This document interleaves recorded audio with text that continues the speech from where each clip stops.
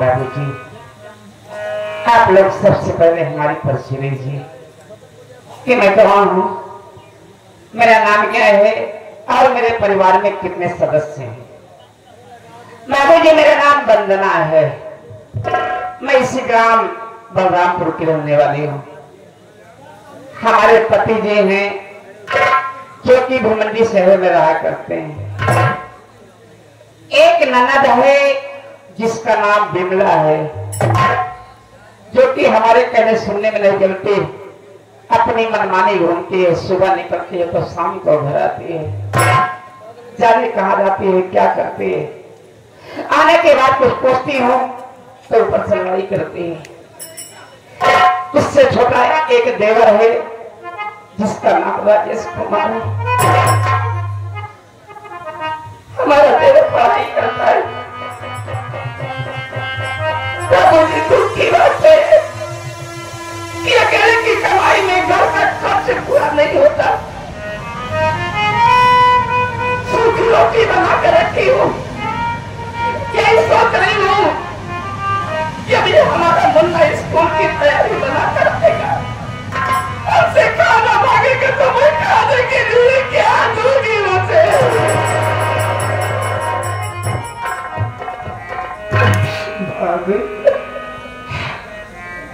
आप रो रही हैं? क्या करूं भैया, रोना तो हमारे नसीब में लिख उठा है। हम जानते हैं भाभी कि भैया प्रदेश में है, न तो अपनी खबर भेजे न कुछ पैसे ले ले कि घर का खर्च चल सके। इधर छोटे भाई की पढ़ाई, घर का खर्च चलाना बड़ा मुश्किल हो गया है। भाभी, लगी बाजार माया किसी का नाम दुनिया। अरे कोई अमीर है, कोई गरीब है। एक बात बताओ लोग, जब आप रोती है ना, उससे बर्दाश्त नहीं होता है। जिस तरह से आप रो रही है, अगर छोटे भैया यहाँ पर आ जाएंगे, आपको रोता हुआ देखेंगे, उनके दिल को पर क्या मैं हाथ जोड़ता हूँ, आपके पैर करता भाभी, मेरे सामने आंसू मत।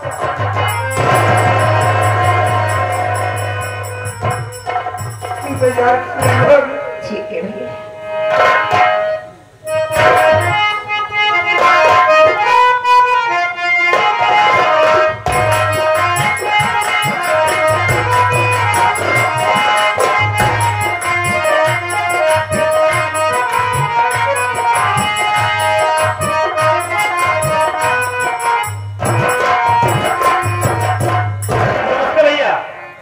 नमस्ते नमस्ते। क्या बात है, आज आपकी आंखों में आंसू? घबरा गया हो ना? अरे पिछली बातें कुछ याद आ गई, आंखों में आंसू छलक पड़े, और कोई खास बात नहीं है। काले जा रहे हो ना? मैं तो सोचा आज क्या बात होगी जो इंसान सबको हंसाता है, आज उसकी आंखों में आंसू आ गए।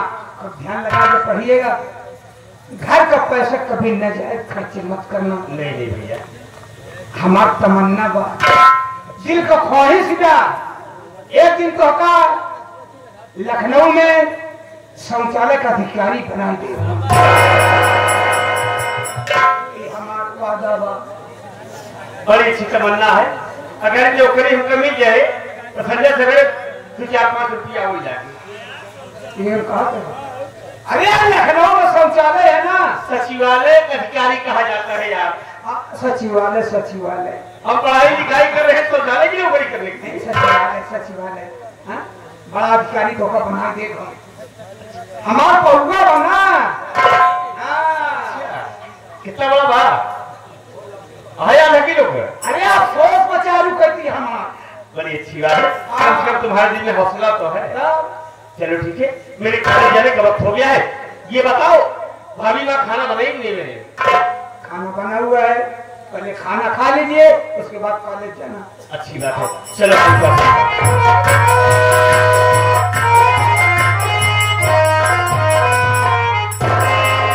प्रणाम भाभी माँ।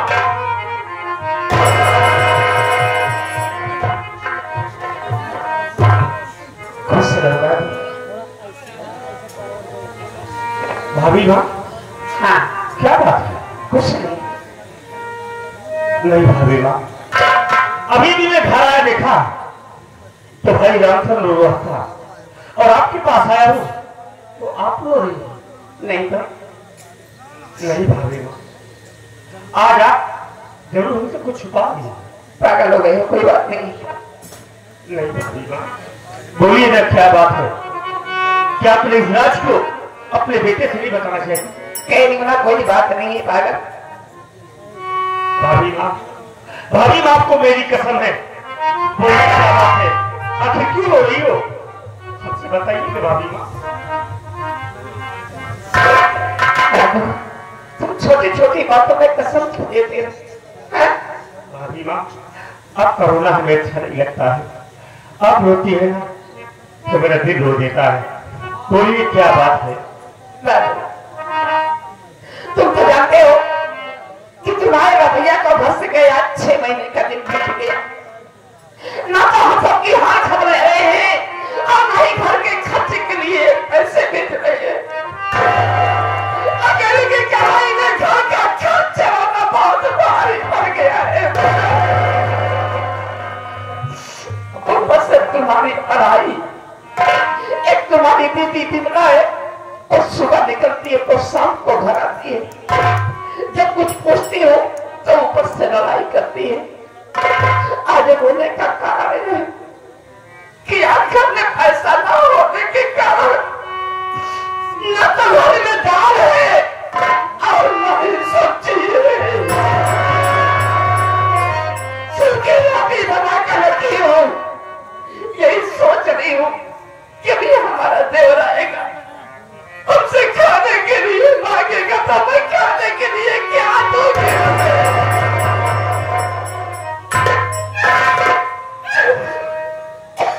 भाभी माँ, आप कितना हमारा ख्याल रखती हैं।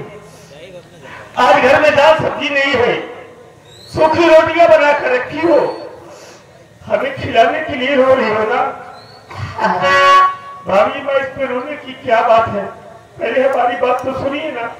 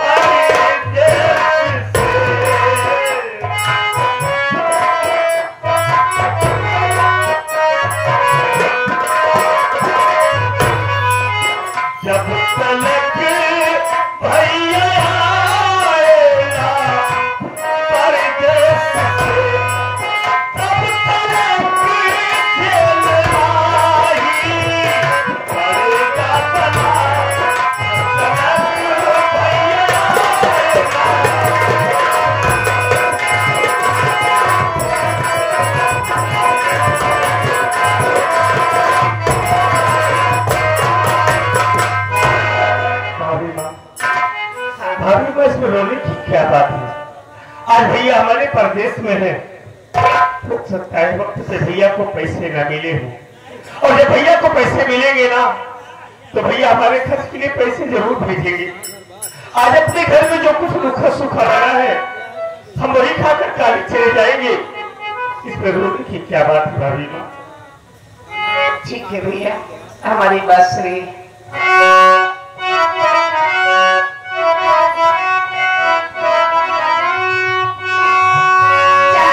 रोटी तू खा करके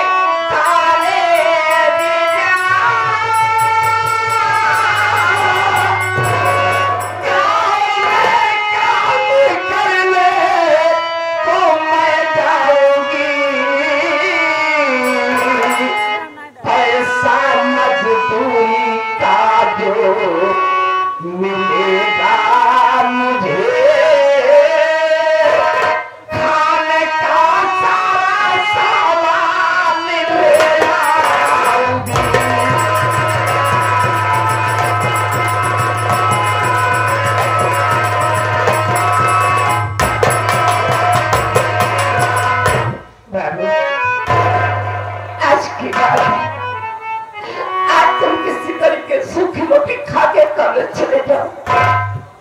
मैं गांव में काम करने के लिए जा रही हूँ। शाम को जो कुछ पैसे मिलेगा मजदूरी का, उस पैसे से दाल सब्जी वगैरह खाने का सारा सामान लेकर आऊंगी। और वादा करती हूँ कि आज के बाद तुम्हें सूखी रोटी कभी नहीं खिलाऊंगी, कभी नहीं। भाभी माँ, ये आप क्या कह रही है कि आप हमारे लिए गांव में काम करने को जाएंगे? हाँ। अरे नहीं भाभी माँ, इस हालात में आप काम करने जाएंगे, मोहल्ले के लोग देखेंगे तो क्या कहेंगे? लोग यही कहेंगे कि राजेश घर में बैठा रहता है, उसकी भाभी इस हालात में काम करने आती है। कुछ नहीं कहेगा। नहीं भाभी माँ, हम इस हाल में आपको काम नहीं करने देंगे। अगर कभी इसकी जरूरत पड़ी ना, हम अपनी पढ़ाई को बंद कर देंगे। नहीं, मैं खुद मजदूरी करूंगा, लेकिन आपको काम नहीं करने दूंगा भाभी। नहीं बाबू, तुम्हें पढ़ाई नहीं बंद करना है, तुम्हें अपनी पढ़ाई पूरी करना है। अभी मैं जिंदा होगा, मैं तुझे पढ़ाऊंगी, क्योंकि तेरे भैया का बहुत बड़ा सपना है कि हमारा भाई खूब पढ़े और पढ़ लिख कर एक दिन कुछ बने। तुम्हें अपने भैया के सपनों को साकार करना है, वरना पढ़ाई बंद नहीं करना है। हाँ भाभी माँ, हम मेहनत करेंगे, जीवन लगाकर पढ़ाई करेंगे और कोशिश करूंगा कि मेरे भैया का सपना साकार हो। आप लोगों का नाम सुनिए मेरे सोनू भाभी माँ। भाभी माँ, भाभी माँ, माँ बाप का प्यार नहीं जानता, माँ बाप का प्यार नहीं पाया, लेकिन जब से आप मेरे घर में आई है ना, हमें जो प्यार दिया है, कभी माँ बाप की कभी एहसास नहीं हुई। भाभी माँ, मेरे लिए तो आप ही, मेरी माँ, मेरे बाबूजी सब कुछ है। भाभी माँ, भाभी माँ, मैं तो आपके बेटे की तरीके हूँ, हमारी बात सुनिए भाभी माँ।